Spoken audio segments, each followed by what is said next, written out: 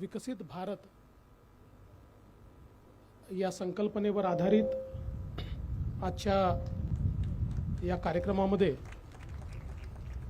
मंचावर उपस्थित असलेले श्री हितेश जैन जी, डॉक्टर सुधीर मेहता जी, श्री मनोज पोचट जी, श्रीमती कृतिका भंडारी, समोर उपस्थित असलेले सर्व मान्यवर आणि उपस्थित भगिनी आणि बंधूंनो, पहिल्यांदा तर मला अतिशय आनंद आहे की अतिशय ऐतिहासिक आणि महत्त्वाची संस्था असलेल्या भांडारकर इन्स्टिट्यूटमध्ये हा कार्यक्रम होतोय आणि विकसित भारताच्या अंतर्गत ज्या सांस्कृतिक विरासतच्या संदर्भात आपण बोलतो ते सगळं आपलं हिस्टॉरिकल अँड कल्चरल हेरिटेज ज्या संस्थेने सांभाळलं ती भांडारकर इन्स्टिट्यूट आहे. आणि मी भांडारकर इन्स्टिट्यूटच्या सर्व डायरेक्टर्सचं मनापासून त्यांचे आभार मानतो की आज त्यांनी माझं स्वागत करताना त्यातलाच काही ऐतिहासिक अशा प्रकारचा ठेवा पुस्तक स्वरूपात त्यांनी मला दिलेला आहे. निश्चितच मी त्याचं अध्ययन करेन.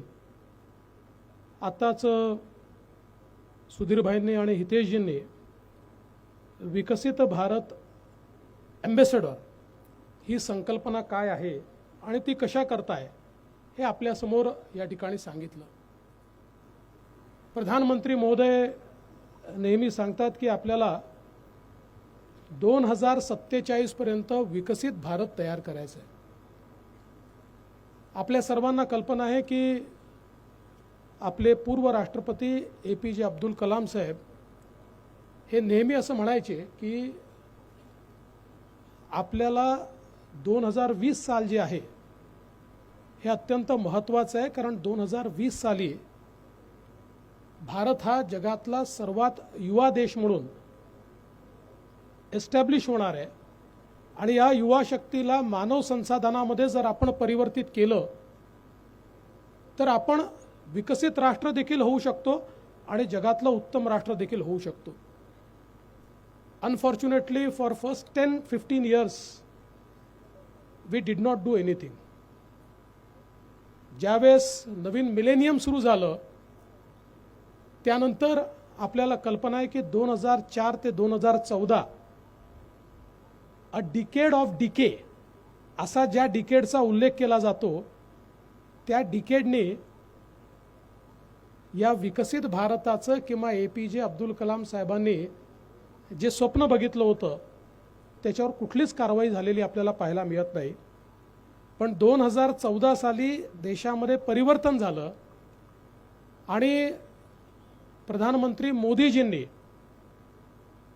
देशामध्ये एक नवीन कार्यसंस्कृतीला सुरुवात केली आणि गेल्या 10 वर्षामध्ये इतकं मोठं परिवर्तन या देशामध्ये घडलेलं आपण बघितलं. विकसित भारताकडे जात असताना जोपर्यंत परिवर्तन काय झालं हे आपण समजून घेणार नाही तोपर्यंत आपला वेग काय आहे, आपला मार्ग काय आहे आणि अर्थातच आपली मंजिल क्या है या तिन्ही गोष्टी आपल्या लक्षात येणार नाही. आणि म्हणून मी आपल्यासमोर काही स्लाइड्स या ठिकाणी प्रेझेंट करू इच्छितो. आपण जर बघितलं from sports to space and science to startups it is India's decade. 10 वर्षामध्ये आपण हे बघितलं की एक सेंटर स्टेज भारताला सगळ्या गोष्टींमध्ये या ठिकाणी आपल्याला प्राप्त झालं. आता 2013ला काय स्थिती होती? 2013ला इंडियन इकॉनॉमी वॉज अमंग्स फ्रेजाईल 5 अर्थव्यवस्था IMFने आणि सगळ्या जगातल्या फायनान्शियल ॲडवायझर्सनी सांगितले होते की these economies are going to crash, they are not going to stay, these are the most fragile economies. आणि त्या फ्रेजाईल इकॉनॉमीजमध्ये पहिल्या 5 फ्रेजाईल इकॉनॉमीजमध्ये भारत होता. आणि 2022 मध्ये काय परिस्थिती आहे? सगळे असं म्हणतात की India is the brightest spot in the world economy आणि from fragile 5 we enter first 5 biggest economies of the world within 10 years. 10 वर्षामध्ये पहिल्या 5 जगातल्या मोठ्या अर्थव्यवस्थांमध्ये आपण त्या ठिकाणी गेलो. आणि हे जे काही ट्रान्झिशन आपण 2014 पासून बघितलं, आज आम्ही जगातली 5वी मोठी अर्थव्यवस्था आहोत. मोदीजींनी सांगितलंय third term and we will be the third biggest economy of the world. आणि त्यानंतर 2023 ते 2047चा जो रोड मॅप आहे 2047, India will be a developed nation, we will have a developed economy. आणि त्याच्याकडे जाण्याकरता what India really requires is, ज्या आजचा कार्यक्रम आहे की विकसित भारताचे एम्बेसेडर्स, आपापल्या क्षेत्रामध्ये जे काम करतील असे सगळे एम्बेसेडर्स आपल्याला पाहिजे आहेत. आता आपण जर पॅरामीटर्स बघितले, व्हॉट हॅज रिअली हॅपन, तर आपण बघा GDP growth, average growth in UPA it was 4.5%, now it is 8.4%. Inflation it was mostly double digit inflation, now it has come down to 5%. इथे 6.7% आम्ही ॲव्हरेज दिलं, पण now it has come down to 5%. FDI inflow from $36 billion to $85 billion.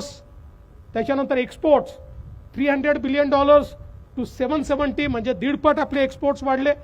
Forex reserves 270 billion पासून आपण 600 billion पर्यंत गेलो.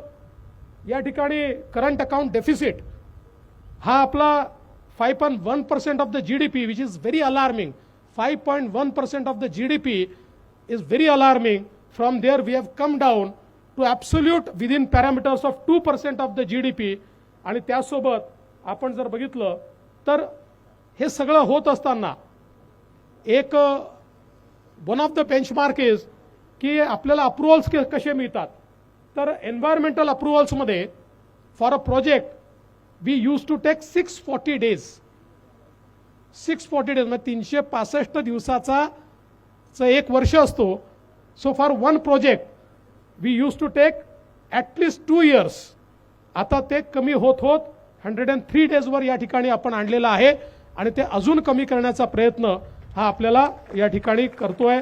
त्यामुळे मोठ्या प्रमाणात आपण जर बघितलं तर इन्फ्लेशनचा दर म्हणजे महागाईचे दर या ठिकाणी कमी झालेले आहेत. आणि याचं कारण काय आहे, तर याचं कारण मुख्यत्वे करून ट्रान्सपरन्सी आहे. याचं कारण जे आहे ते एक जी पॉलिटिकल विल, मला हँडमाईक मिळेल का, hand mike can I have hand mike, is not, मला ते जरा बघता येत नाही इथे, give me the hand mike, thank you. आणि जर आपण विचार केला तर अवस्था काय होती, अवस्था अशी होती की केवळ आपल्याला मागच्या काळामध्ये स्कॅम्स पाहायला मिळायचे. 2G 3G जिजाजी काय वेगवेगळे स्कॅम्स त्या काळात झाले होते. असे नुसते स्कॅम्स आपल्याला पाहायला मिळायचे. क्रोनी कॅपिटलिझम आपल्याला पाहायला मिळायची. There was no political will, there was lack of political will. Total policy paralysis होता. आणि त्यामुळे India's rating got downgraded, India's FDI decreased आणि आपले एक्सपोर्ट्स देखील मोठ्या प्रमाणात कमी झाले होते. अशा प्रकारच्या परिस्थितीतनं आज आपण या ठिकाणी बाहेर पडलो. हे आपण बघू शकतो. यू कॅन सी हा डायनामिक डॅशबोर्ड आहे की काय परिस्थिती 80 to 2050चा हा एक डॅशबोर्ड आपण बघू शकतो. आपण खालून वर येत जातोय बघा. You can see the third largest economy. We will be by 2027 we will be the third largest economy. आणि याच्याकरता मंत्र काय आहे, प्राईम मिनिस्टर साहेबांचा मंत्र आहे reform, perform, transform and inform. या 4 गोष्टींवर आधारित हा जो काही बदल आहे हा बदल या ठिकाणी होतोय. आणि मग त्याचे जे काही पॅरामीटर्स आपल्याला पाहायला मिळत आहेत, welfare to the last mile, economic reforms, digital India, Gatishakti, make in India, cultural renaissance, honest in governance, women led development, Khelo India, securing India, redefining world order, Maharashtra. अर्थातच महाराष्ट्र तर यायलाच पाहिजे. No growth in India is possible without Maharashtra, because Maharashtra is the growth engine. It is the powerhouse of Indian economy. त्यामुळे Maharashtra will be the gateway to the विकसित Bharat idea of honorable Prime Minister. आज आपण पाहतोय की अंत्योदय ultimately जोपर्यंत डिस्पॅरिटी राहील तोपर्यंत विकासाला अर्थ नसतो. आणि म्हणून माननीय प्रधानमंत्री महोदयांनी गरीब कल्याणाचा अजेंडा आणला. आणि मग याच्यामध्ये काय केलं? याच्यामध्ये बँकिंग द अनबँक्ड 60 कोटी लोक असे होते, 60 करोड, ज्यांच्या घरामध्ये कोणाही जवळ बँक अकाउंट नव्हता, ज्यांनी कधीही बँकेचा चेहरा पाहिला नव्हता, बँक काय असते त्यांना माहिती नव्हतं. त्यामुळे तुमच्या आमच्या अर्थव्यवस्थेच्या पूर्णपणे बाहेर हे 60 कोटी लोक होते. या 60 कोटी लोकांना मोदीजींनी पहिल्यांदा बँक अकाउंट देऊन त्यांना अर्थव्यवस्थेचा भाग बनवलं. ते आपल्या अर्थव्यवस्थेमध्ये आले. Funding the unfunded. पीएम मुद्रा योजना म्हणजे काय? ज्याला कुठेही कर्ज मिळूच शकत नाही, त्याच्याजवळ तारण ठेवायलाही काही नाही, त्याच्याजवळ गॅरंटी द्यायलाही कोणी नाही, त्यामुळे तो कधीच जीवनामध्ये पुढे जाऊ शकत नाही. अशा फंडिंग द अनफंडेडला पीएम मुद्रा योजनेतनं आज आपण बघितलं तर जवळपास 30 कोटीपेक्षा जास्त लोकांना आपल्या पायावर पीएम मुद्रा योजनेच्या माध्यमातून उभं केलेलं आहे. आणि मला असं वाटतं की हा एक जागतिक रेकॉर्ड आहे. पब्लिक डिस्ट्रीब्युशन सिस्टीम मध्ये ट्रान्सपरन्सी आणली. स्किलिंगच्या माध्यमातून आपल्या जी काही लोकसंख्या आहे याला मानव संसाधनामध्ये परिवर्तित करण्याकरता to transform them into human resource, स्किलिंगचं एक मोठं काम आपण या ठिकाणी केलं. विशेषतः फार्म सेक्टरमध्ये मोठ्या प्रमाणात सपोर्ट हा आपण उभा केला आणि त्यांच्याकरता विशेषतः जे काही वेगवेगळे गेटवेज तयार करायचे आहेत ते तयार केले. जो काही मार्केट ॲक्सेस आहे तो मार्केट ॲक्सेस तयार केला. One nation one market e नामच्या माध्यमातून सगळ्या आपल्या जेवढ्या कृषी उत्पन्न बाजार समित्या आहेत यांना एकमेकाशी जोडलं. पूर्वी असं होतं की they were working in silos, so nobody knew what is the rate in other मंडी.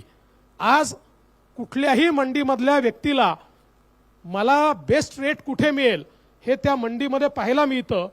त्यामुळे ई नाम सारखी एक या ठिकाणी व्यवस्था केली आणि प्रधानमंत्री सुरक्षा विमा योजनेच्या माध्यमातून इन्शुरिंग द अनइन्शुअर्ड, ज्यांनी कधी इन्शुरन्सचा विचार केला नव्हता, जो मेला तरी कोणी पाहत नव्हतं, ज्याचा ॲक्सिडेंट झाला तरी त्याच्याकडे कोणी लक्ष देणारा नव्हतं, अशा लोकांना 15 आणि 20 रुपयामध्ये इन्शुरन्स देऊन आणि त्यांना त्या ठिकाणी विम्याचं कवच देण्याचं काम हे मोदीजींनी केलं. परिणाम काय आहे? परिणाम हा आहे की 9 इयर्स 25 कोटी लोक 25 crore people came above the poverty line. गरिबी रेषेच्या वर 25 कोटी लोक या ठिकाणी आले. And I think this is a record ever happened in any country की 9 इयर्स स्पॅन 25 करोड पीपल 25 कोटी लोक हे गरिबी रेषेच्या वर आले. आणि this is the Modinomics. This is the Modinomics. GDP growth जी आज आपल्या देशामध्ये पाहायला मिळते ती मुठभर लोकांच्या भरोशावर नाही आहे. तर एक प्रकारे जो व्यक्ती अर्थव्यवस्थेच्या बाहेर होता त्याला अर्थव्यवस्थेत आणून अर्थव्यवस्थेचं चक्र फिरवलेलं आहे. त्याला अर्थव्यवस्थेमध्ये आणून अर्थव्यवस्था गतिशील केलेली आहे. आणि हे चक्र जर आपण बघितलं, आज ज्यावेळेस 3 कोटी घरं बनतात तर त्यातनं अर्थव्यवस्थेला चालना मिळते.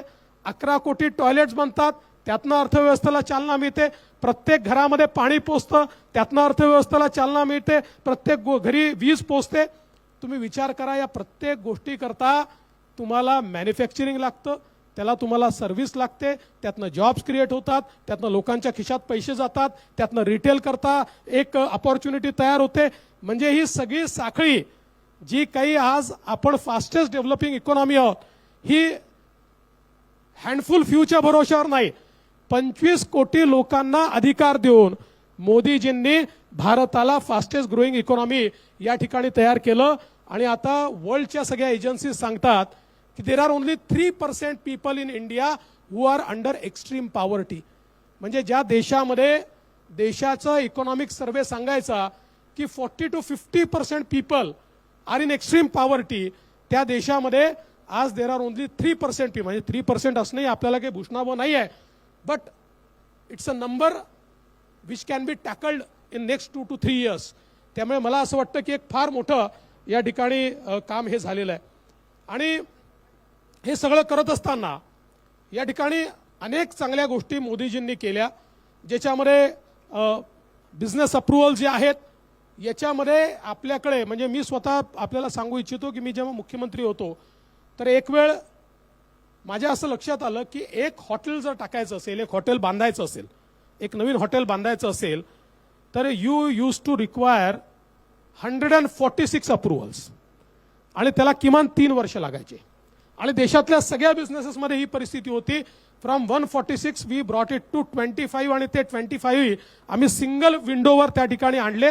आणि हे जे 3-3 वर्ष लागायचे त्याला 3 आणि 6 महिन्यावर आपण आणलं. आणि रेग्युलर प्रोसेस आहे, म्हणजे अजूनही काही सॅटिस्फॅक्टरी झालं असं नाही. पण मोदीजींनी काय केलं तर देशामध्ये ईज ऑफ डुईंग बिझनेस आणि कॉस्ट ऑफ डुईंग बिझनेस या 2 गोष्टींवर खूप मोठ्या प्रमाणात काम केलं. ईज ऑफ डुईंग बिझनेस आणला आणि कॉस्ट ऑफ डुईंग बिझनेस कमी केला. कारण शेवटी एखाद्या बिल्डरनी किंवा एखाद्या डेव्हलपरनी एखादी जागा विकत घेतली आणि ती विकत घेतल्यानंतर 4 वर्ष जर त्याला अप्रुव्हलच मिळाले नाही तर त्याच्यावर जी कॉस्ट त्या ठिकाणी जी काही व्याज त्याच्या कॅपिटलवर बसतं ते शेवटी तो कन्झ्युमरकडनंच वसूल करतो.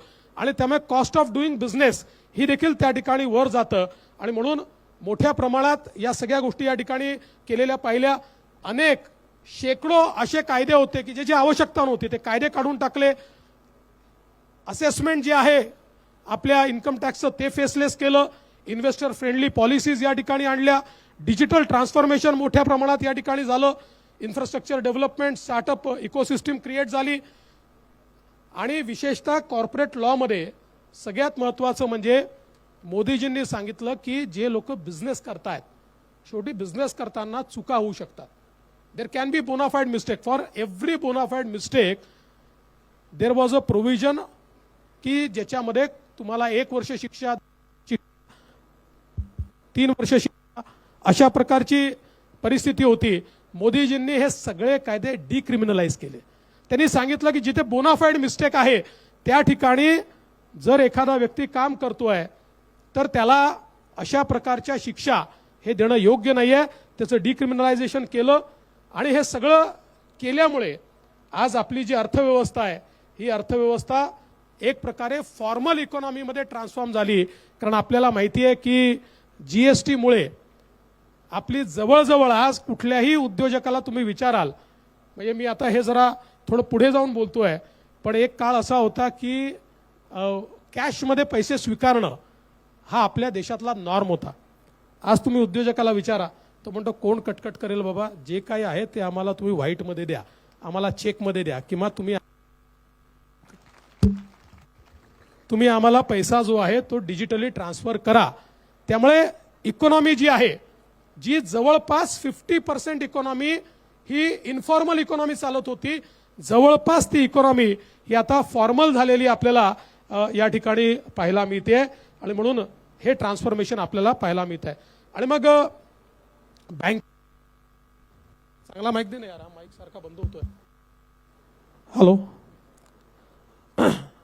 जे बँकिंगचे रिफॉर्म झाले, या रिफॉर्म्समध्ये देखील आपल्याला माहिती आहे की भारतामध्ये टेलिफोन बँकिंग होतं. आता जे टेलिफोन बँकिंग आहे तसं नाही, टेलिबँकिंग नाही. टेलिफोन बँकिंग म्हणजे कुठला तरी नेता फोन करायचा की हा माझ्या जवळचा आहे, याला कर्ज देऊन टाका, आणि मग त्याला कर्ज मिळायचं आणि तो कधीच कर्ज भरायचा नाही. आणि त्यामुळे रोज एनपीएची संख्या वाढायची. आणि आपल्या ज्या बँका आहेत या बँका आहे, तो चालू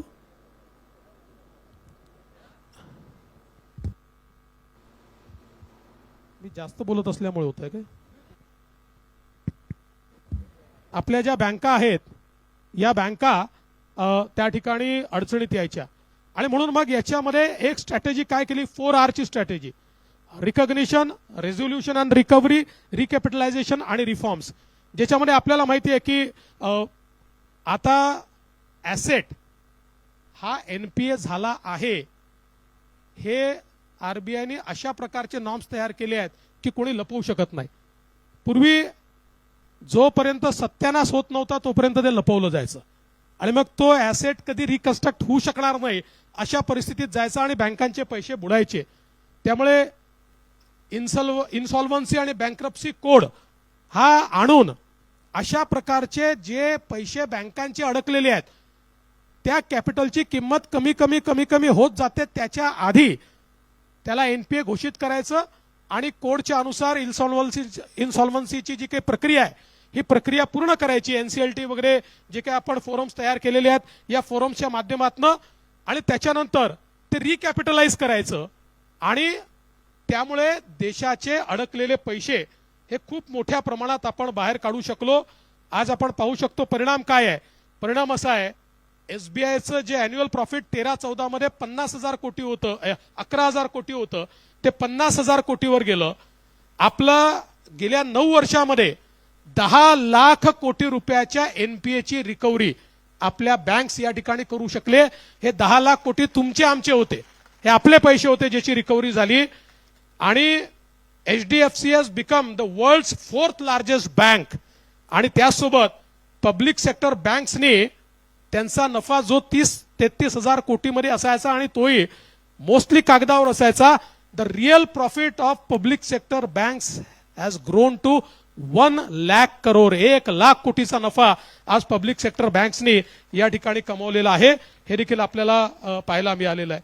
आणि म्हणून मी या संदर्भात सांगितलेलंच आहे. मोदीजींनी आता त्यांचा ट्विट या ठिकाणी आपल्याला पाहायला मिळतोय की Q3 मध्ये 2023-24च्या we have grown by 8.4%. Now this is a time when the entire world is seeing recession. All the major economies are in recession and at that time India grows at 8.4%. मला असं वाटतं की this is the real power of Indian economy आणि हे अत्यंत महत्त्वाचं आहे. मला असं वाटतं जरा हा व्हिडिओ चालवला तर बरा होईल. Can anybody play this? I can play it? Oh, okay. Go to your village fair, buy potatoes and tomatoes and pay 7 rupees 50 paisa by a credit card. What will the poor lady do? Does she have a POS machine there? Is it connected to a electricity source? Is there Wi-Fi there? Is the internet working there? Do you know that every village has got a village fair? In my part of the country, the village fair takes in turns. Monday in this village, Tuesday in the next village, Wednesday in that village. All over India. That is where you bring your produce. फक्त आपण खाली digital payments in India चायनाच्या सोबत आपली growth बघा. Just see the growth.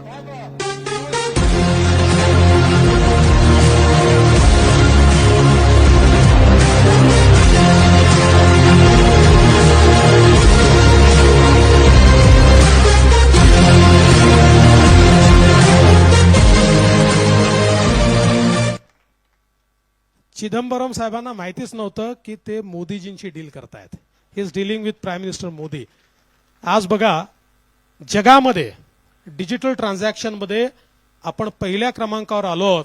आणि चिदंबरम साहेब जे म्हणत होते की एखादा वेंडर भाजीचा, एखादी बाई ही डिजिटल पेमेंट करू शकेल का, आता त्यांनी पुण्यात येऊन पाहिलं तर सगळे चहावाले डिजिटल पेमेंट करतायत, भाजीवाले डिजिटल पेमेंट करतायत. कुठल्याही अमृत तुल्यला गेलं तर आपल्या मोबाईलनी पेमेंट करता येतो. ही परिस्थिती आज खरं म्हणजे डिजिटल गेटवेमध्ये मोदीजींनी करून दाखवली आणि डिजिटल ट्रान्झॅक्शन मध्ये आपण पहिल्या नंबरवर आलोय. गतिशक्ती एक अशी योजना आहे की ज्याच्यातनं आज संपूर्ण इन्फ्रास्ट्रक्चरचं मॅपिंग हे आपण त्या ठिकाणी केलेलं आहे. आणि यातनं हा जो काही प्लॅटफॉर्म गतिशक्तीचा तयार झालेला आहे हा सगळ्या वेगवेगळ्या लेयर्स या API जोडून एक सिंगल प्लॅटफॉर्म असा तयार झाला आहे की आज जर एखादी इन्व्हेस्टमेंट करायची असेल, पूर्वी एक रस्ता बनवायचा असेल तर त्याचं पहिल्यांदा फिजिकल सर्व्हे करावा लागायचा आणि मग अनेक वेळा रस्ता बनवता बनवता लक्षात यायचं की खालून तर पाईपलाईन चाललेली आहे, माहितीच नाही आहे. आता गतिशक्ती प्लॅटफॉर्मवर एखादा प्रोजेक्ट कन्सिव्ह करण्याकरता सोपं आहे. जेवढे इन्फ्रास्ट्रक्चरचे कामं झालेले आहेत सगळे all layers are put on Gatishakti.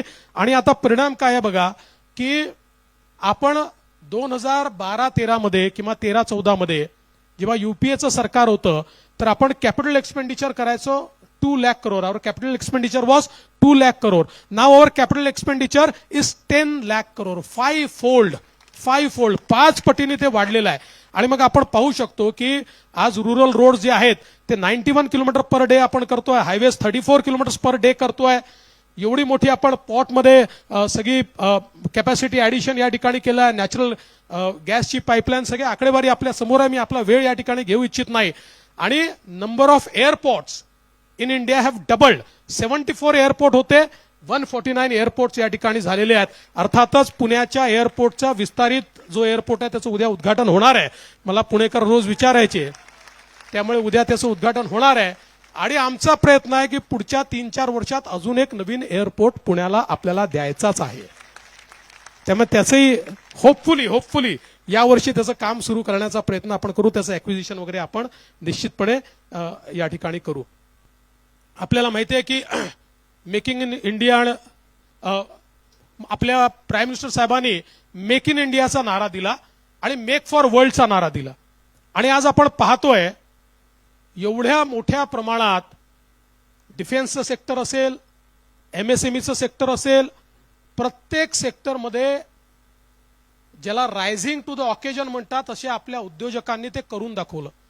आणि विशेषतः मी MSMEचं जे सेक्टर आहे त्याचा विशेष उल्लेख करू इच्छिन की कोविड नंतर सगळ्यात difficult time was for MSME sector.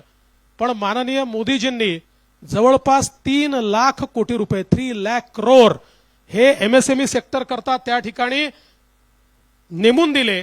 आणि त्यातनं आमचं MSME सेक्टर हे मोठ्या प्रमाणात उभं राहिलं. 3,60,000 करोड रुपीज.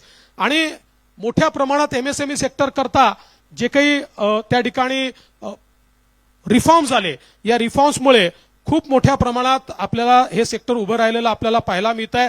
कॉटेज इंडस्ट्री आपली उभी राहिली आहे. PLI सारख्या स्कीम्समुळे 14 सेक्टरमध्ये आपण या ठिकाणी 8 लाख कोटीचे इन्क्रिमेंटल सेल्स हे या ठिकाणी करू शकलो. प्रोडक्शन लिंक इन्सेंटिव्ह ही एक नवीन पद्धत या ठिकाणी काढली आणि त्यामुळे मोठ्या प्रमाणात आणि एक्सपोर्ट्समध्ये नवीन रेकॉर्ड आपण केला. या ठिकाणी 766 बिलियन USD एवढा एक्सपोर्ट आपण करू शकलो. हा देखील मला असं वाटतं एक मोठा रेकॉर्ड आहे. आणि आज आपण पाहू शकतो, माझा हा TV बंद झालेला आहे त्यामुळे मी तो पाहू शकत नाही, पण तुम्ही हा पाहू शकताय. आज आपण पाहू शकतो की मेक इन इंडियामध्ये ज्या प्रकारे आपलं काम झालंय, MSMEचं कॉन्ट्रीब्युशन हे आता आपल्या GDP मध्ये 30% झालंय. हे महत्वाचं काय? कारण देशामध्ये सर्वात जास्त या ठिकाणी एम्प्लॉयमेंट जर कोणी क्रिएट करत असेल तर त्या MSMEच करतात. आणि बोईंग आणि एअरबस म्हणजे मला या गोष्टीचा आनंद आहे की भारत सगळ्यात मोठ्या एअरक्राफ्टच्या ऑर्डर प्लेस करणारा देश झालेला आहे. आणि बोईंग आणि एअरबस मोदीजी विस्तार तर करतात पण दुसऱ्याला फायदा नाही मिळू देत. त्यांनी सांगितलं आम्हाला एअरक्राफ्ट पाहिजे आहेत, आम्ही एअरपोर्ट वाढवले आहेत, फ्लाय करणाऱ्यांची संख्याही वाढली आहे. एअरक्राफ्ट आम्ही तुम्हाला ऑर्डर देऊ पण बनवावे लागतील आमच्या देशामध्ये येऊन. आणि आता बोईंग आणि एअरबस हे दोघंही भारतामध्ये येऊन इट वॉज अनहर्ड. म्हणजे कधी याचा विचार केला नव्हता की भारतामध्ये या 2 कंपन्या येऊन या ठिकाणी एअरक्राफ्टची निर्मिती करतील. आता त्याचंही सुरू झालेलं आहे. आणि डिफेन्स एक्सपोर्टमध्ये आपलं 23 टाइम्स आपण त्या ठिकाणी पुढे गेलेलो आहोत. खरं म्हणजे आपण एक्सपोर्ट करतच नव्हतो, आपण वी वेअर नेट इम्पोर्टर्स. पण आता आपण डिफेन्समध्ये देखील मोठ्या प्रमाणात एक्सपोर्ट करतोय. हे सगळे आकडे आपल्या समोर आहे बघा. मरीन एक्सपोर्टमध्ये, इलेक्ट्रॉनिक गुड्समध्ये, टॉय एक्सपोर्टमध्ये आपण इतक्या मोठ्या प्रमाणात आणि आता एफडीआय मध्ये आपण बघितलं आणि मला हे सांगितलं पाहिजे की देश आपला एफडीआय मध्ये खूप पुढे चालला आहे, पण who is the leader in FDI? It is Maharashtra. आणि मला हे सांगताना आनंद वाटतो की या वर्षीचे एफडीआयचे रिझल्ट्स हे आत्ताच आरबीआयने घोषित केले. महाराष्ट्र नंबर 1 तर आहेच, पण गुजरात, कर्नाटका आणि उत्तर प्रदेश पुट टुगेदर या तिघांची बेरीज करा, त्याहीपेक्षा जास्त एफडीआय एकट्या महाराष्ट्राला मिळालेला आहे. आणि of course the credit goes to honourable prime minister Modiji, कारण त्यांनी जी इकोसिस्टीम तयार केली त्या इकोसिस्टीममुळे आज मोठ्या प्रमाणात या ठिकाणी एफडीआय येताना आपल्याला दिसतोय. Now we have become 3rd largest automobile market. आणि सगळ्यात महत्वाचं, 10 वर्षापूर्वी एकही मोबाईल आपण बनवत नव्हतो, एकही नाही, नॉट अ सिंगल. सगळे मोबाईल इम्पोर्ट व्हायचे. आता 99% मोबाईल हँडसेट हे भारतामध्ये आपण बनवतो आहोत आणि आता आपण एक्सपोर्ट देखील करतो आहोत. त्यामुळे एक प्रकारे मोठी मेक इन इंडियाची इकोसिस्टीम तयार झाली. मेक फॉर वर्ल्डची इकोसिस्टीम देखील आता या ठिकाणी आपण तयार केलेली आहे. आणि मला असं वाटतं की ही खरं म्हणजे विकसित भारताची संकल्पना आहे. अर्थातच हे सगळं करत असताना भारताची जी संस्कृती आहे, कल्चरल रेनेसॉ, सांस्कृतिक पुनरुत्थान, हे सगळ्यात महत्वाचं आहे. ज्यांना आपला इतिहास माहिती नसतो त्यांना वर्तमान तर असतं, पण त्यांना भविष्य नसतं. आणि भारताचा जो इतिहास डिलीट करण्यात आला होता, डिलीट म्हणजे आम्ही सगळे मुघलांच्या साम्राज्याबद्दल खूप शिकलो, ते शिकलं पाहिजे, पण 1000 वर्ष या देशामध्ये चोल साम्राज्य होतं, ज्याने संपूर्ण देशामध्ये आणि जगामध्ये आमच्या संस्कृतीची, आमच्या धर्माची पताका उंच केली. त्यांच्याबद्दल आम्ही 4 ओळी देखील शिकलो नाही. हा सगळा जो आमचा डिलीटेड इतिहास होता, ह्या जो आमचा एक कल्चरल अशा प्रकारचा ठेवा होता, तो देखील या ठिकाणी सांस्कृतिक पुनरुत्थानाचं काम हे मोदीजींनी केलं. आणि आपल्याला माहिती आहे 22 जानेवारीला 500 वर्षानंतर अयोध्येमध्ये पुन्हा एकदा रामललांचं मंदिर आणि त्यांच्या विग्रहाची प्राणप्रतिष्ठा ही या ठिकाणी आपण झालेली पाहिली. सोमनाथचं मंदिर असेल, राम मंदिर असेल, काशी विश्वनाथचा कॉरिडॉर या ठिकाणी आपण सगळ्यांनी बघितला. जे देशाचे खरे हिरोज होते, द रिअल हिरोज, म्हणजे वल्लभभाई पटेल असतील किंवा नेताजी सुभाषचंद्र बोस असतील, आम्ही इंग्रजांची जी निशाणी होती ती निशाणी आम्ही राजपथ हा इंग्रजांनी तयार केला होता आणि त्याच्यावर इंग्रजी राजाची समाधी किंवा त्याचा पुतळा लावलेला होता. मोदीजींनी सांगितलं राजपथ इंग्रजांकरता होता, आमच्याकरता कर्तव्य पथ आहे. राजपथचं नाव बदललं आणि त्या ठिकाणी कर्तव्य पथवर जो पुतळा लागला तो नेताजी सुभाषचंद्र बोसांचा पुतळा हा त्या ठिकाणी लागलेला आपण बघितला. आणि यासोबत आपल्याला माहिती आहे भारतीय राज्यघटनेचे निर्माते भारतरत्न डॉक्टर बाबासाहेब आंबेडकर यांची जन्मभूमी महू असेल, नागपूरची दीक्षाभूमी असेल, लंडनची शिक्षाभूमी असेल, दिल्लीचं महापरिनिर्वाण भूमी असेल किंवा जिथे अंत्यसंस्कार झाले ती चैत्यभूमी महापरिनिर्वाण भूमी असेल, या प्रत्येक ठिकाणी या महामानवाच्या ज्या काही आठवणी आहेत या योग्य प्रकारे त्याचं जतन झालं पाहिजे आणि आपला स्वाभिमान जागृत राहिला पाहिजे, याकरता खऱ्या अर्थानं या ठिकाणी काम केलं. आणि हे सगळं करत असताना मोदीजींचं एक स्पष्ट मत आहे, if India wants to become a developed nation, 50% of its population needs to be transformed into human resource.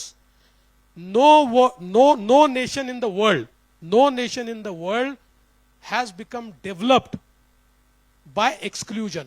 If you exclude 50% of your population, which is women folks, you are never going to get developed. आपण बघितलं 30 वर्षापूर्वी चायनाने हे लक्षात घेतलं की आपल्याला जर विकसित व्हायचं असेल तर महिलांना आपल्याला आपल्या या व्यवस्थेमध्ये घ्यावं लागेल आणि त्यांनी ते घेण्याची सुरुवात केली आणि चायनाचं डेव्हलपमेंट झालं. कुठल्याही जगातल्या विकसित देशाचं जर डेव्हलपमेंट आपण बघितलं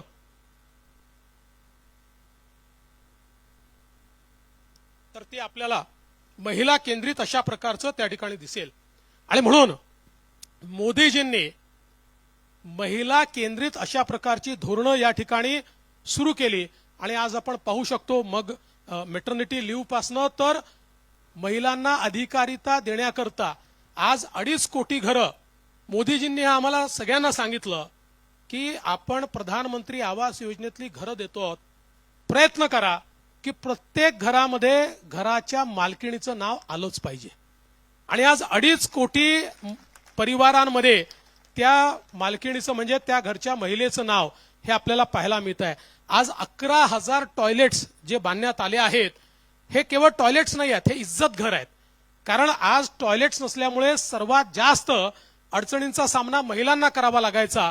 किंवा आज घरी पाणी येत आहे तर ते पाणी आल्यामुळे सगळ्यात जास्त पाणी भरण्याकरता मेहनत करणाऱ्या आमच्या महिला होत्या. आणि काय आश्चर्य बघा की आपण स्वातंत्र्याच्या 75 वर्षानंतर देखील आमच्याकडे 60 कोटीपेक्षा जास्त घरं असे होते की जिथे पिण्याचं पाणी येत नव्हतं. आज जवळपास सगळ्या घरांपर्यंत आपण पोहोचलो आहोत. आणि काही थोडे बहुत कामं राहिले आहेत, ते पूर्ण झाल्यानंतर 100% घरी आपण पिण्याचं शुद्ध पाणी हे पाईपच्या माध्यमातून पोहोचवतो आहोत. आणि हे देखील आपण या ठिकाणी बघितलंय. आणि म्हणून वेगवेगळ्या गोष्टी म्हणजे ट्रिपल तलाकचा बॅन असेल. आणि मगाशी मी मुद्रा लोनच्या संदर्भात सांगत असताना माझा आकडा चुकला. मी 30 कोटी सांगितलं. 30 कोटी मुद्रा लोनचा जो आकडा हा फक्त महिलांचा आहे. ओनली विमेन 50 कोटी लोकांना मिळाल्या, पण त्या 50 कोटीमध्ये 31 कोटी महिला आहेत. म्हणजे 31 करोड विमेन फोक्स ह्या आपल्या स्वतःच्या पायावर या ठिकाणी उभ्या राहिलेल्या आपल्याला या निमित्ताने पाहायला मिळतात. आणि म्हणून मला असं वाटतं की हा जो आणि हे सगळं करत असताना अनेक वर्ष महिलांना आपण विधानसभा आणि लोकसभेमध्ये रिझर्वेशन देऊ असं म्हणत होतो. पण आम्ही जे निवडून येणारे लोक आहोत हे फक्त भाषणं करायचो, मात्र त्याच्यावर अंमलबजावणी कधी करायचो नाही. आणि इतकी हिपोक्रसी होती की सर्व पक्ष म्हणायचे की नाही दिलं पाहिजे, पण जेव्हा द्यायची वेळ यायची तेव्हा सगळे बॅकआउट व्हायचे. मोदीजींनी सांगितलं नथिंग डुईंग. नवीन संसद झाली. नवीन संसदेमध्ये महत्वाचा पहिला कायदा कुठला झाला असेल तर लोकसभा आणि विधानसभेमध्ये महिलांना 33% आरक्षण देण्याचा कायदा केला. त्यामुळे पुढच्या काळामध्ये जेव्हा महिला लॉ मेकर्स होतील, मला विश्वास आहे की जेंडर इक्वॅलिटीकडे जाण्याकरता प्रत्येक कायद्याची स्क्रुटिनी होईल आणि या देशामध्ये जी जेंडर इनइक्वॅलिटी आहे ती दूर करण्यामध्ये याचा एक महत्वाचा विषय असेल. आज आपण पाहू शकतो की गव्हर्नन्समध्ये सगळ्यात महत्वाचा बदल काय आहे. या देशाची डिलिव्हरी सिस्टीम जी होती it was most corrupt delivery system. Rajiv Gandhi जेव्हा पंतप्रधान होते त्यावेळेस ते एकदा वैतागून म्हणाले मी काय करू, मैं दिल्ली से 1 रुपया भेजता हूं तो अंतिम व्यक्ति को 15 पैसे मिलते हैं, 85 पैसे व्यवस्था खा जाती है. देशाच्या पंतप्रधानांनी हे सांगितलं. मोदीजींनी सांगितलं नथिंग डुईंग. मी 1 रुपया पाठवेल तर पूर्ण 1 रुपया शेवटच्या व्यक्तीपर्यंत पोचवेल. एक नवा पैसा कोणाला खाऊ देणार नाही. आणि मग जनधनचे 50 कोटी अकाउंट 60 कोटी अकाउंट काढले. जनधन, आधार आणि मोबाईल ही एक अशी ट्रिनिटी तयार केली की ज्यातनं एक नवीन डिलिव्हरी सिस्टीम देशामध्ये तयार झाली की ज्या डिलिव्हरी सिस्टीम मध्ये थेट बेनिफिशरीच्या खात्यामध्ये पैसे जात आहेत. आता कोणी मध्यस्थ नाहीये, कोणी दलाल नाहीये. कुठे पंचायत समितीमध्ये जा, तिथे जाऊन मग 2 पैसे द्या आणि योजना मिळवा. आता योजनामध्ये कोणाला मध्ये येता येत नाही. आता योजना ही थेट त्या लोकांपर्यंत पोहोचते आहे. आणि याचा फायदा काय झाला, 10 कोटी घोस्ट बेनिफिशरी होते. म्हणजे वेगवेगळ्या योजनांमध्ये जे अस्तित्वातच माणसं नव्हते असे 10 कोटी लोक गरिबाच्या योजना खात होते. ते प्लग इन झालं. किती पैसा वाचला, 2,75,000 कोटी रुपये हे केवळ मोदीजींनी या डिजिटल पेमेंट गेटवे सिस्टीमनी या ट्रान्सपरन्सीनी वाचवले. आणि हेच पैसे गरिबाकरता या ठिकाणी आज वाचवलेले आहेत. आणि यासोबत जेम सारखं पोर्टल काढलं. आज 6,80,000 कोटी रुपयाचा परचेस जेम पोर्टलवरनं झालेला आहे. त्यामुळे पब्लिक प्रोक्युअरमेंटमध्ये जो काही भ्रष्टाचार व्हायचा हा भ्रष्टाचार पूर्णपणे त्या ठिकाणी थांबवण्याचं काम हे मोदीजींनी केलं. आणि करप्शनच्या विरुद्ध एक महत्वाची गोष्ट ही मोदीजींनी या ठिकाणी केली. आतापर्यंत लाच घेणारा हाच दोषी होता. आता कायद्यात बदल झालाय, लाच देणारा देखील आता दोषी आहे. हा एक महत्वाचा बदल आज कायद्यामध्ये मोदीजींनी केलेला आहे. आणि विशेषतः ग्रुप बी आणि ग्रुप सी याच्या रिक्रुटमेंटमध्ये परीक्षेत जो पास होईल मेरिट प्रमाणे तो लागेल, त्याला इंटरव्ह्यूज ठेवलेला नाही. कारण interview was source of corruption group C आणि ग्रुप डी मध्ये. त्यामुळे त्याला थेट नियुक्त्या देण्याचं काम हे या ठिकाणी आणलं. Honest in governance, Khelo India आपल्याला या ठिकाणी माहिती आहे, इतक्या मोठ्या प्रमाणात खेलो इंडिया माध्यमातून आज आपण आपले 285 ॲथलीट्स हे ऑलिम्पिक करता तयार करतो आहोत. वेगवेगळ्या प्रकारच्या खेळांचं आयोजन आपण केलंय आणि आता भारताने ठरवलं आहे 2036 सालचा ऑलिम्पिक हा आपण भारतामध्ये करणार आहोत. हे मोदीजींनी आपल्याला दिलेलं एक विकसित भारताकडे जाणारं लक्ष्य आहे. आपण बघू शकतो एवढ्या मोठ्या प्रमाणात जे आमचं पार्टिसिपेशन आपल्याला या ठिकाणी पाहायला मिळालं. आणि त्याचा परिणाम असा आहे की आपल्या म्हणजे जर आपण 2018शीच कम्पेअर केलं तर आपल्या मेडल टॅली एशियाडमध्ये ऑलिम्पिकमध्ये आपली जी मेडल टॅली वाढली आहे 52% आपली मेडल टॅली वाढली आहे. गोल्ड आपले 75% त्या ठिकाणी वाढलेले आहेत. आणि सगळ्यात महत्वाचं की या सगळ्या मेडल टॅलीमध्ये 50% पार्टिसिपेशन हे विमेन ॲथलीटचं आहे, या आमच्या मुलींचं आणि महिलांचं आहे. हे देखील अत्यंत महत्वाचं आहे. आणि यासोबत आपण पाहू शकतो की एक सशक्त भारत अशा प्रकारची जी काही संकल्पना या ठिकाणी आहे, मोदीजींनी जेव्हापासनं सर्जिकल स्ट्राईक आणि एअर स्ट्राईक केला आहे तेव्हापासनं भारतामध्ये शांतता आहे. आपल्या शेजाऱ्याला हे समजलं आहे हा जुना भारत नाही आहे की जिथे तुम्ही बॉम्बस्फोट कराल आणि तो केवळ युनायटेड नेशनमध्ये जाऊन निषेध करेल. हे पूर्वीची परिस्थिती कशी होती की आमचे जे प्रमुख असायचे ते युनायटेड नेशनमध्ये जाऊन निषेध करायचे, मग जाहीर निषेध करायचे, मग अतितीव्र निषेध करायचे, मग त्यापेक्षा तीव्र निषेध करायचे. याच्या पलीकडे आम्ही कधी गेलो नाही. पण पहिल्यांदा मोदीजींनी सांगितलं की आमच्याकडे धमाके कराल तर घुसून आम्ही तुम्हाला मारू शकतो. ही भारताची कॅपॅसिटी आहे. आणि आज आपण पाहू शकतो की एक्स्ट्रीमिझम जे काही आतंकवाद होता याच्या घटना 76% कमी झाल्या, 76% कमी झाल्यात. आणि हे लोक सांगायचे 370 हटला तो खून की नदिया बहेगी असं त्यांनी सांगितलं होतं. खूनची नदिया सोडा, पत्थर मारायची आता कोणाची हिंमत राहिलेली नाही. 81% व्हायलन्सच्या घटना 81% कमी झालेल्या आहेत. आणि जम्मू काश्मीरने टुरिझमचे सगळे रेकॉर्ड हे या ठिकाणी तोडलेले आहेत. आणि सगळ्यात महत्वाचं जर काही या सरकारने केलं असेल, मोदीजींनी केलं असेल तर बॉर्डरचं इन्फ्रास्ट्रक्चर. मी स्वतः लेह लद्दाखला एका आपल्या सैन्याच्या कार्यक्रमाकरता त्या ठिकाणी गेलो होतो आणि त्या कार्यक्रमाच्या छत्रपती शिवाजी महाराजांचा पुतळा आपण त्यांना दिला आणि तो तिथे लावण्याकरता गेलो होतो. त्यावेळेस तिथल्या सर्वोच्च अधिकाऱ्यांनी मला सांगितलं की म्हणाले जुन्या सरकारमध्ये आम्ही त्यांना सांगायचो की बॉर्डरवर इन्फ्रास्ट्रक्चर गरजेचं आहे. ते म्हणायचे नाही, that is not our policy. आम्ही त्यांना सांगायचो हो चायना आणि पाकिस्तान किंवा चायना विशेषतः बॉर्डर पर्यंत इतकं इन्फ्रास्ट्रक्चर तयार करताय की त्यांचं मुवमेंट ऑफ मेन आणि मुवमेंट ऑफ आर्मामेंट हा ते त्या ठिकाणी 24 तासात करू शकतात.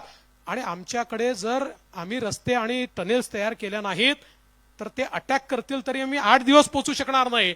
त्यावेळेस तेव्हाचं सरकार आम्हाला सांगायचं की आमची स्ट्रॅटेजीच ही आहे की ते त्यांच्या बॉर्डरपर्यंत येऊ शकतात पण आपल्याकडे आत येऊ शकत नाही कारण आपण रस्तेच तयार केलेले नाही. मोदीजींनी सांगितलंय चालणार नाही.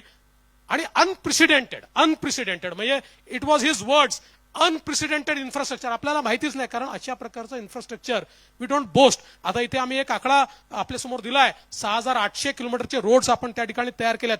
म्हणजे जिथे जोजिला पास वगैरे जिथे जाण्याकरता 6 तास 8 तास 1 दिवस लागायचा अशा ठिकाणी 5 आणि 7 मिनिटात आपण पोहोचतो. असे टनेल्स आपण तयार केले आहेत.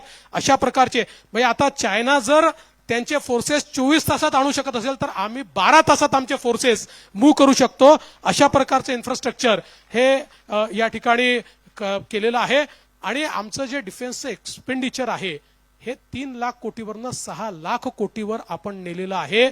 आणि हे सगळं करत असताना what it is that we are tracking, at least 4 people have been killed, over a dozen have been injured in serial blasts that hit civil courts in Varanasi, Faizabad and Lucknow today.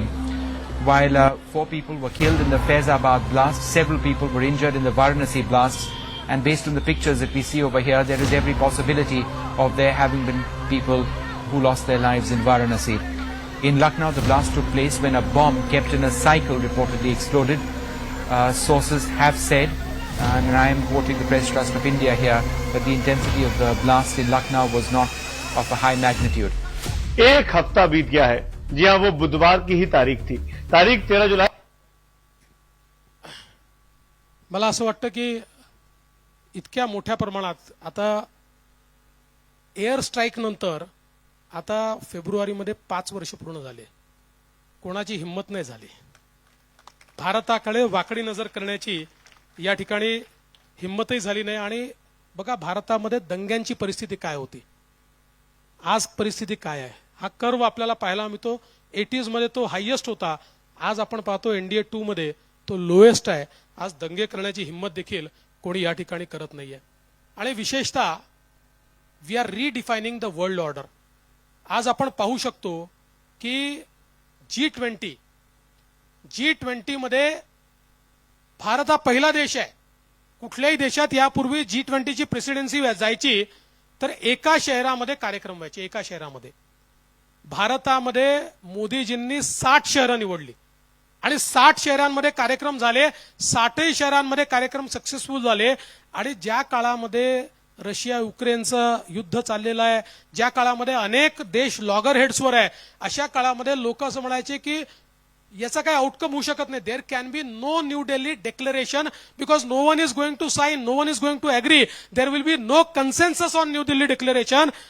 पण मोदीजींची ही शक्ती होती, त्यांची leadership होती की new Delhi declaration झालं.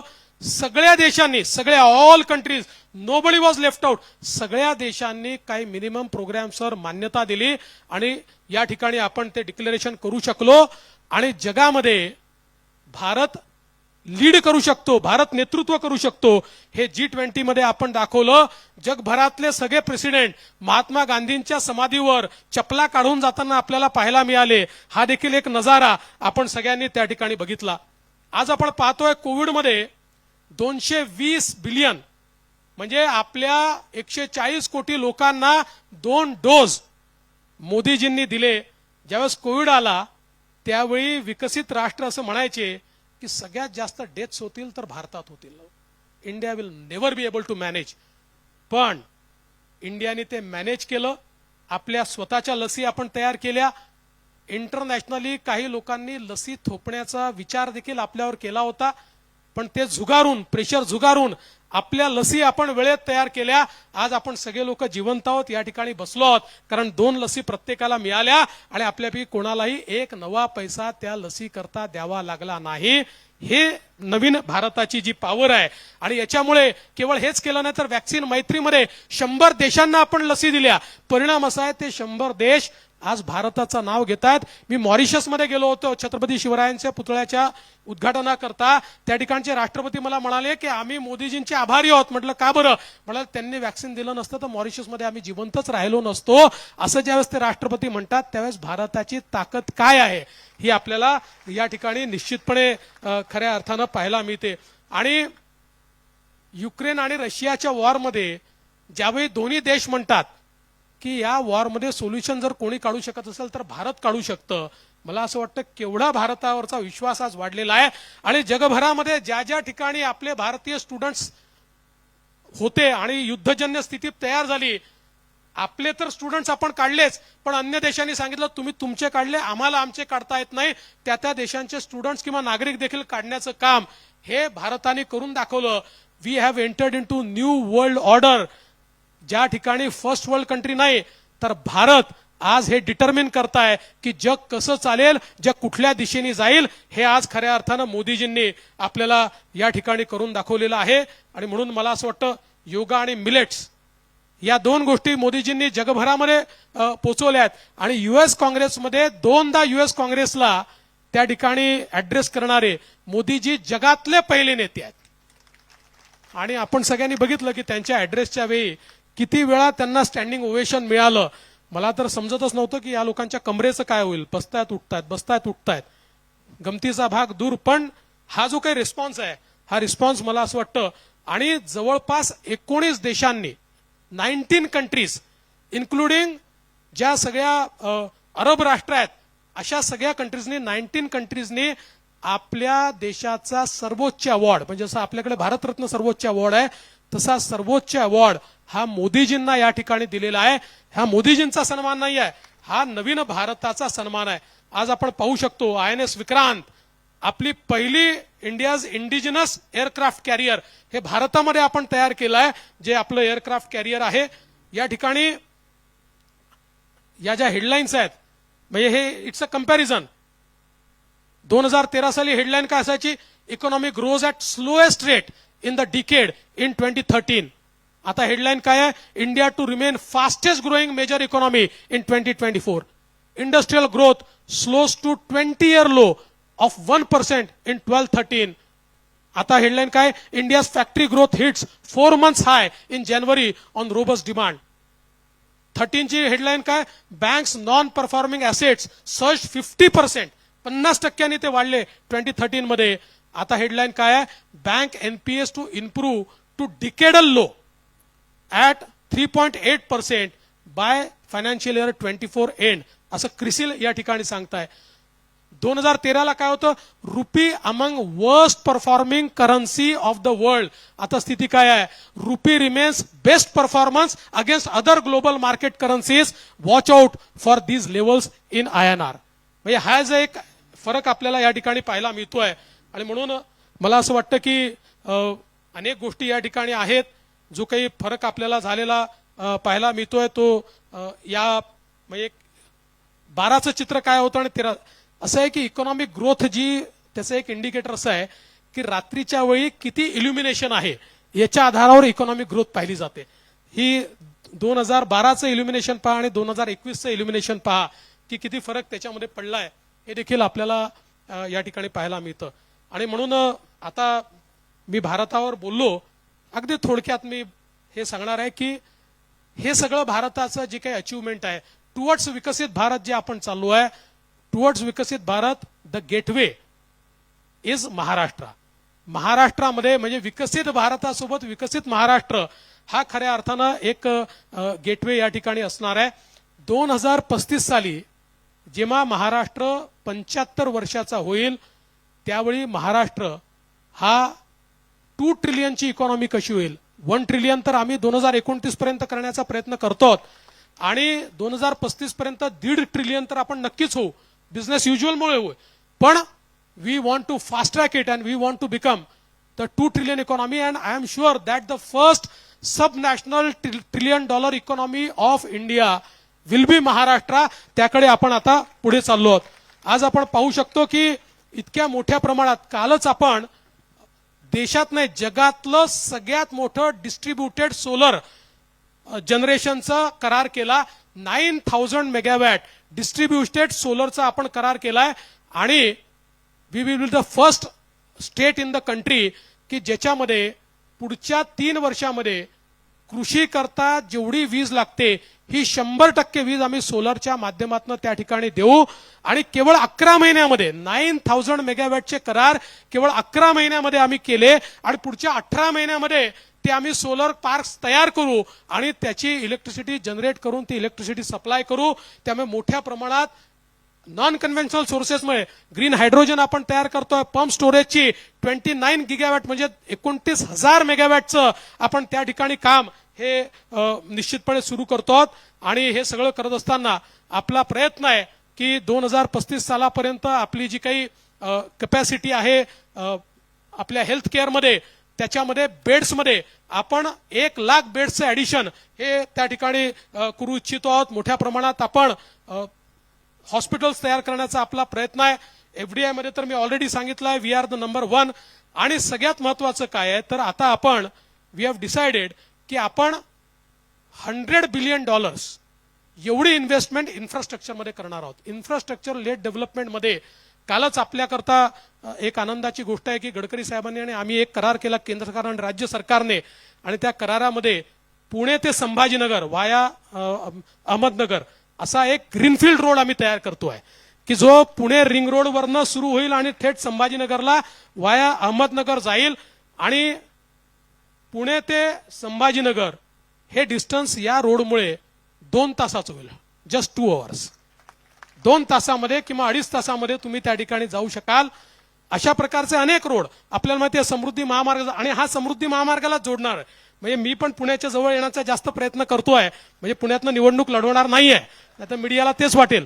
पण नागपूरवरनं पुण्याला 6 तासात पोहोचता येईल अशा प्रकारची कनेक्टिव्हिटी आता आपण तयार केलेली आहे. ऍक्सेस कंट्रोल रोडचं जे जाळं आपण तयार करतोय, Maharashtra will be the first state की जे ऍक्सेस कंट्रोल रोडचं एक मोठं जाळं तयार करतो. आणि आपल्याला या ठिकाणी सांगितलं पाहिजे आपण कॅपॅसिटी एनहान्समेंट काय करतोय. तर आपला जीएनपीटी पोर्ट हा देशातला सगळ्यात मोठा पोर्ट आहे, जो 65% ऑफ आवर कंटेनर ट्रॅफिक तो जीएनपीटी पोर्ट हँडल करतो. पण आता आपण जीएनपीटीच्या 3 पट मोठा पोर्ट हा वाढवण पोर्ट या ठिकाणी तयार करतोय मुंबईच्या जवळ. आणि त्या पोर्टमुळे जगामध्ये मेरीटाईम पॉवर म्हणून भारताला एस्टॅब्लिश करता येईल. आणि अर्थातच महाराष्ट्राने जे काही भारताचं नेतृत्व केलं ते जीएनपीटी पोर्टमुळे, पोर्टलेट डेव्हलपमेंटमुळे केलं. आता त्याच्यात 3 पट मोठी क्षमता जर तयार झाली तर पुढचे 30 वर्ष पुन्हा महाराष्ट्र हा भारताच्या अर्थव्यवस्थेला त्या ठिकाणी सपोर्ट करेल. खरं म्हणजे अनेक गोष्टी या ठिकाणी सांगायच्या आहेत, पण मी आता सगळ्या गोष्टी या ठिकाणी सांगत नाही. आपल्यासमोर आपण सगळं दिलेलंच आहे की आपण इन्व्हेस्टमेंट करणार आहोत $100 बिलियन. यामध्ये ग्रीन पॉवर आपण करतोय. एफडीआय मध्ये आपण नंबर 1 आहोत. आपण मोठ्या प्रमाणात हेल्थ केअरचं आणि विशेषतः सेफ महाराष्ट्र हा एक आपला मंत्र आहे, ज्याच्यामध्ये मोठ्या प्रमाणात डिजिटल इंटरव्हेन्शन्स जे आहेत, मोठ्या प्रमाणात टेक्नॉलॉजीचा वापर करून आज आपण देशातला सगळ्यात चांगला डिजिटल प्लॅटफॉर्म तयार करतोय हा सायबर सिक्युरिटीचा, की जो देशातला सगळ्यात उत्तम सायबर सिक्युरिटी प्लॅटफॉर्म असेल. कारण पुढच्या काळामध्ये आपल्याला कल्पना आहे की हे जे काही स्ट्रीटचे गुन्हे आहेत याच्यापेक्षा सायबर गुन्हे हे मोठ्या प्रमाणात वाढणार आहे. आता माझं पाकिट मारलं याच्यापेक्षा माझ्या खात्यातनं पैसे चोरले अशा प्रकारचे गुन्हेच वाढणार आहे. या गुन्ह्यांना टॅकल करण्याकरता भविष्यातला भारत तयार असला पाहिजे, हा आपला प्रयत्न आहे. आणि हे सगळं करत असताना आपला सगळा भर हा जॉब क्रिएशनवर आहे. मोठ्या प्रमाणात जॉब क्रिएशन आपण महाराष्ट्रामध्ये करणार आहोत. आणि एक गोष्ट अजून मला सांगितली पाहिजे, पुण्यामध्ये आहे त्याच्यामुळे अनेक लोक म्हणतात की Bangalore is a startup capital, कोणी म्हणतात Hyderabad is a startup capital, but startup capital of India is Maharashtra. देशातले सगळ्यात जास्त स्टार्टअप्स हे महाराष्ट्रामध्ये आहे. देशातले सगळ्यात जास्त युनिकॉर्न्स हे महाराष्ट्रामध्ये आहे. आणि आता आर्टिफिशियल इंटेलिजन्स मध्ये देखील मोठ्या प्रमाणात पहिलं सेंटर देशातलं आपण वाधवानी इन्स्टिट्यूट मुंबई युनिव्हर्सिटी सोबत सुरू केलं. दुसरं आता गुगल सोबत आपण सुरू करतो. त्यामुळे जी न्यू अँड इमर्जिंग टेक्नॉलॉजी आहे या टेक्नॉलॉजीमध्ये महाराष्ट्र विल बी नंबर 1. आणि त्यातनं मोठ्या प्रमाणात जॉब्स आपण तयार करणार आहोत. शिक्षणाच्या क्षेत्रात देखील मोठ्या प्रमाणात आपण काम करणार आहोत. पण माझी वेळ जी आहे ती निघून गेलेली असल्यामुळे, म्हणजे ती संपलेली असल्यामुळे मी आता जास्त भर या ठिकाणी देणार नाही. मला देखील पुढचा कार्यक्रम आहे. मी एवढंच या निमित्ताने सांगू इच्छितो की विकसित भारताचं जे स्वप्न आहे या 10 वर्षाच्या आपल्या प्रवासातनं आपल्या सगळ्यांच्या लक्षात आलं असेल, हे 10 वर्ष मी तर असं म्हणेल हे ट्रेलर होते. असली पिक्चर अगले 5 साल में, असली पिक्चर बाकी आहे. आपण ग्रोथच्या अशा ट्रॅजेक्टरीमध्ये पुढच्या 5 वर्षात जाणार आहोत. We will be unstoppable. Unstoppable, कोणी भारताला थांबवू शकणार नाही. ज्या प्रकारे वेगवेगळ्या क्षेत्रांमध्ये मोदीजींनी आता काम सुरू केलेलं आहे. आणि म्हणूनच विकसित भारत अँबॅसेडरचा अर्थ एवढाच आहे, विकसित भारत हा केवळ मोदीजी तयार करणार नाही आहेत, आपल्याला सगळ्यांना पार्टिसिपेट व्हायचं आहे. आणि पार्टिसिपेट कसं व्हायचं? प्रत्येकाला काही सीमेवर जाऊन लढायचं नाही आहे, पण प्रत्येकाला आपलं कर्तव्य, आपलं काम हे जरी आपण नीट केलं, एक काम देशाकरता, एक काम समाजाकरता, एक काम राज्याकरता, काहीतरी आपण आपल्या परीनं ते छोट्यातलं छोटं काम जरी आपण करू शकलो तरी आपण विकसित भारताचे अँबॅसेडर होणार आहोत. आणि म्हणून आज इथे जमलेल्या सगळ्या लोकांना माझी विनंती आहे, हीच संधी आहे देशाकरता काम करण्याची, हीच संधी आहे महाराष्ट्राकरता, समाजाकरता काम करण्याची. विकसित भारताचे अँबॅसेडर म्हणून आम्ही देखील या विकसित भारताच्या संपूर्ण प्रक्रियेमध्ये सामील होऊ, अशा प्रकारचा आपण सगळ्यांनी संकल्प करावा, एवढीच आपल्याला विनंती करतो. आणि माझं अतिशय लांबलेलं भाषण किंवा जे काही मी केलं ते संपवतो. धन्यवाद. जय हिंद, जय महाराष्ट्र.